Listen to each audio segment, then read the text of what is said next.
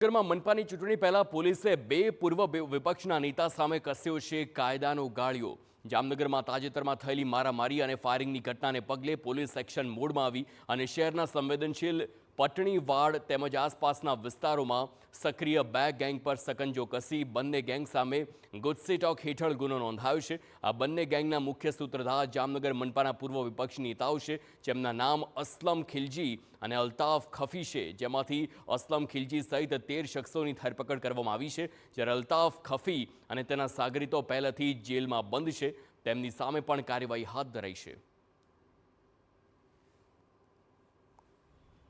જામનગર જિલ્લામાં બે ટોલકીઓ જે અસલમ કરીમ ખિલજીની ટોલકી અને એના 18 સાગરીતો અને બીજી એફઆઈઆર અલ્તાફ ગફાર ખફી અને એની ટોલકીના 11 માણસો વિરુદ્ધ ગુજસીટોક કલમ હેઠળ નોંધવામાં આવેલી છે।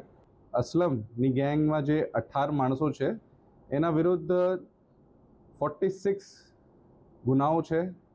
અલ્તાફ અને એની ટોલકી ઉપર 52 ગુનાઓ નોંધવામાં આવેલા છે।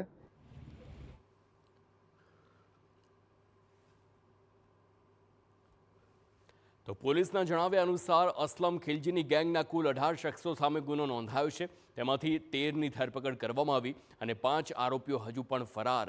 અલ્તાફ ખફી અને તેના સાગરીતોની ગેંગના 11 શખ્સો સામે ગુનો નોંધાયો છે, તેમાંથી 8 આરોપી પહેલેથી જ જેલમાં છે અને 1 આરોપીની પોલીસે ધરપકડ કરી છે, તો 2 ફરાર આરોપીની શોધખોળ હાથ ધરી। તો થોડા દિવસ પહેલા જ બંને ગેંગ વચ્ચે જાહેરમાં મારામારી અને ફાયરિંગ થયું હતું। તે ઘટનાની ગંભીરતાને લઈ પોલીસે કુખ્યાત શખ્સો પર કાયદાનો ગાળિયો કસ્યો।